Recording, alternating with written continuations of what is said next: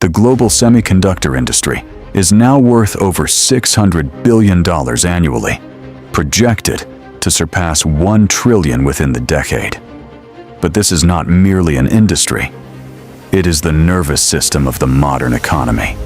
From artificial intelligence to fighter jets, from smartphones to satellite networks, semiconductors define power in the 21st century.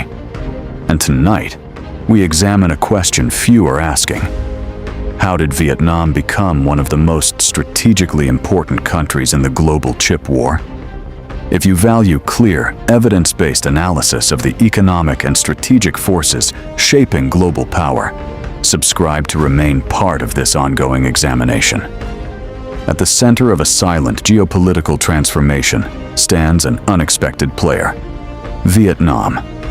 Once known primarily for textiles and low-cost manufacturing, Vietnam is emerging as a strategic node in the intensifying technology rivalry between the United States and China.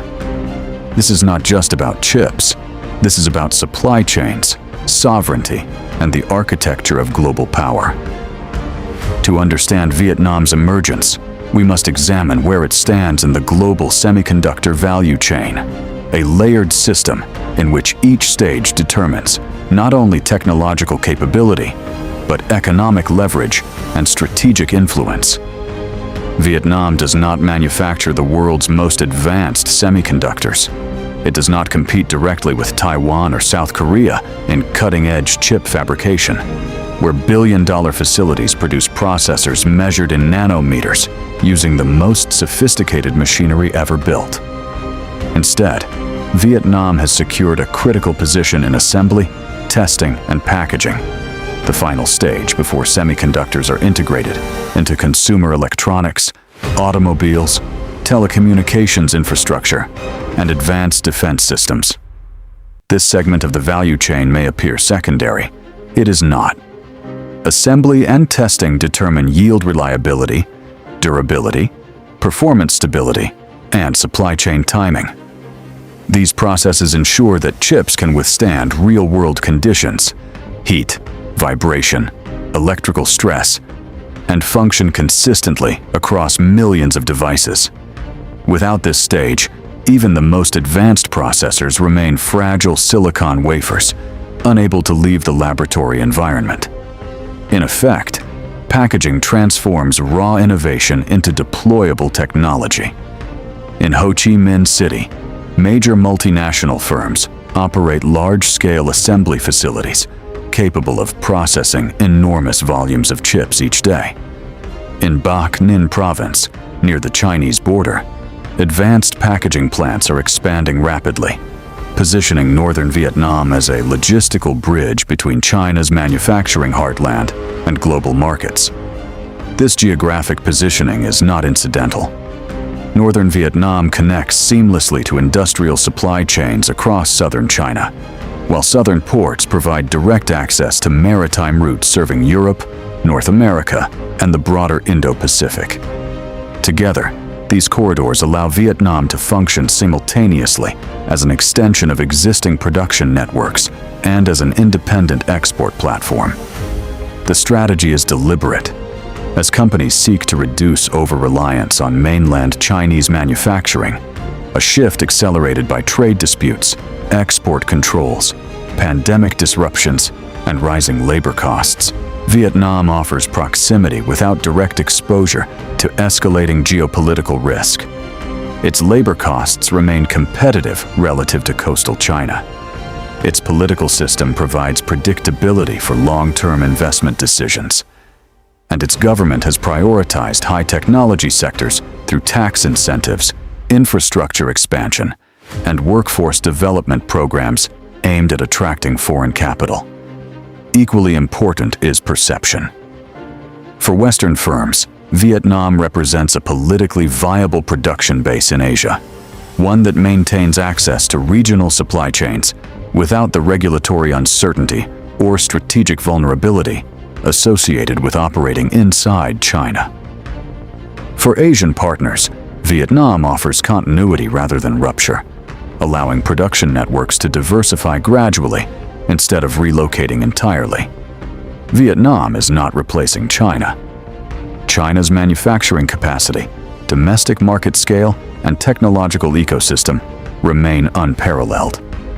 Instead, Vietnam is positioning itself as an essential alternative, a supplementary node that increases resilience within the global semiconductor system.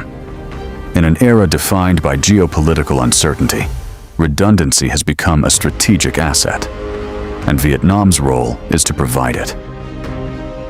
The semiconductor industry has become the focal point of strategic competition between Washington and Beijing, a contest that extends far beyond commercial rivalry into the realms of national security, technological sovereignty, and the future architecture of global power. For the United States, semiconductors are no longer viewed merely as economic assets, but as foundational infrastructure for military capability, intelligence systems, and digital dominance.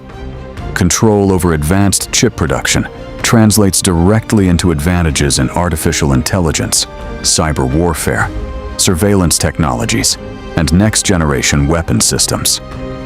In pursuit of this advantage, Washington has implemented sweeping export controls targeting advanced chip-making equipment, high-performance processors, and the specialized software required to design them.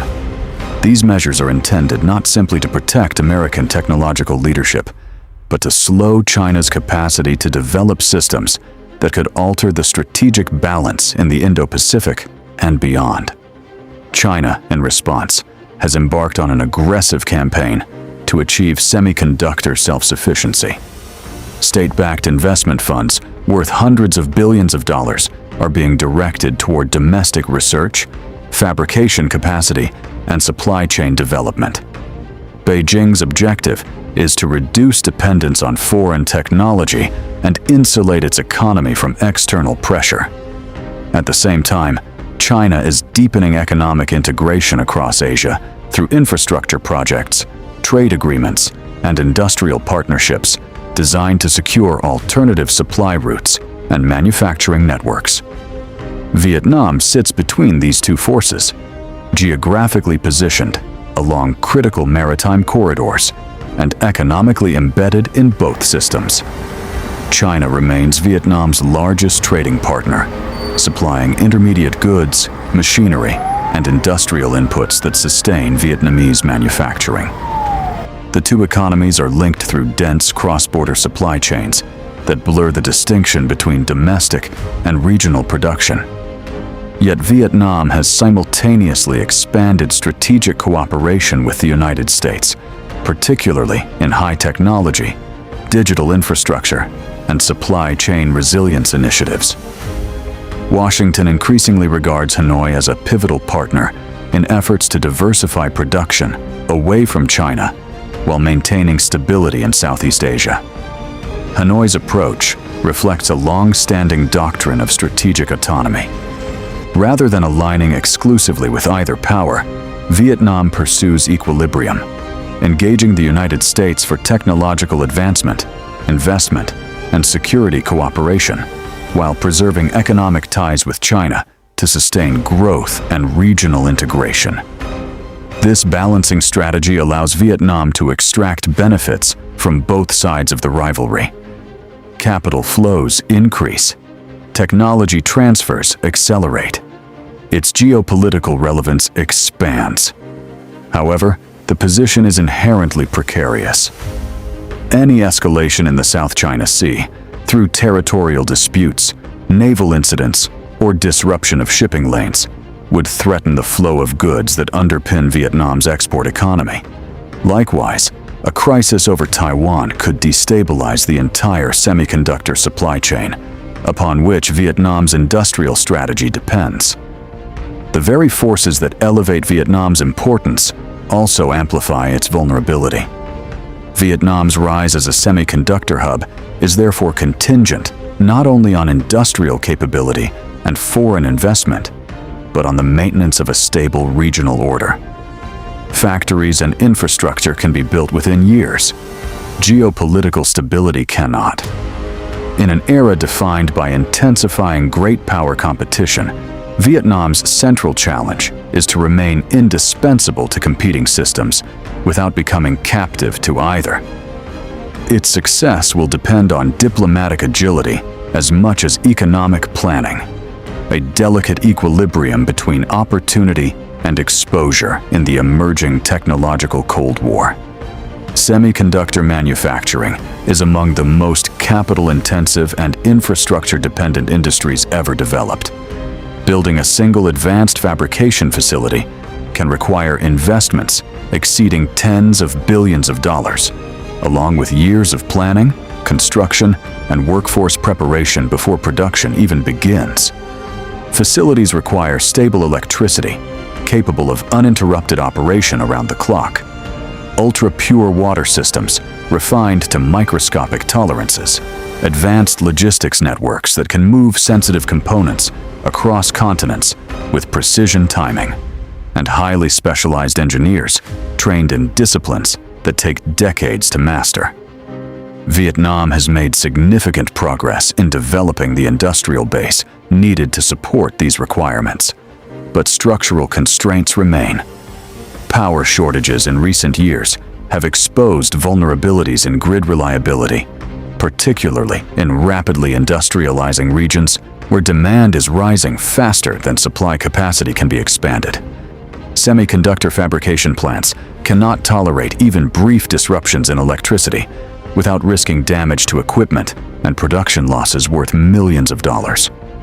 Rapid industrial expansion is intensifying pressure on energy infrastructure, forcing policymakers to balance economic growth with the need for stable and scalable power generation. Water security presents another critical challenge. Semiconductor production requires vast quantities of ultra-purified water used in cleaning wafers, cooling systems, and chemical processing. Ensuring consistent supply without disrupting local communities or agriculture requires long-term planning and environmental management.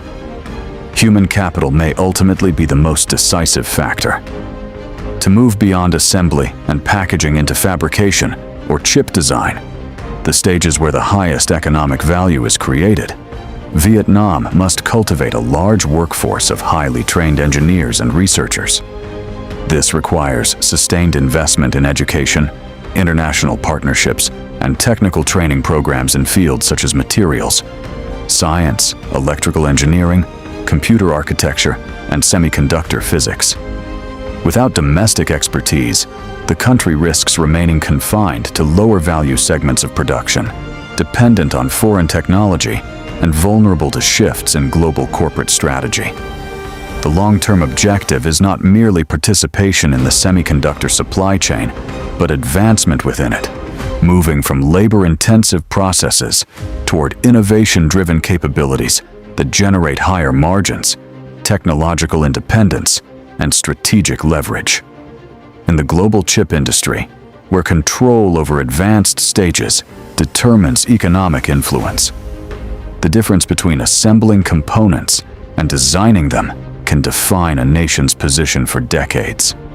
Vietnam's challenge is therefore not simply to attract investment, but to build the foundations that allow it to climb the hierarchy of one of the most complex industries in human history. If Vietnam successfully scales its semiconductor ecosystem, the economic implications would extend far beyond the technology sector itself. The development of a comprehensive chip industry has the potential to reshape national growth patterns, alter labor markets, and reposition the country within the hierarchy of the global economy. High-technology industries typically generate wage premiums that exceed those of traditional manufacturing, creating a more skilled workforce and expanding the middle class.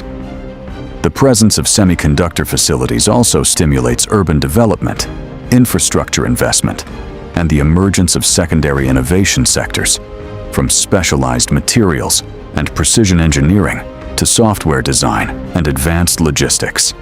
Semiconductor integration could significantly transform Vietnam's export profile over the next decade, shifting it from a predominantly assembly-based economy toward one increasingly driven by high-value technological production.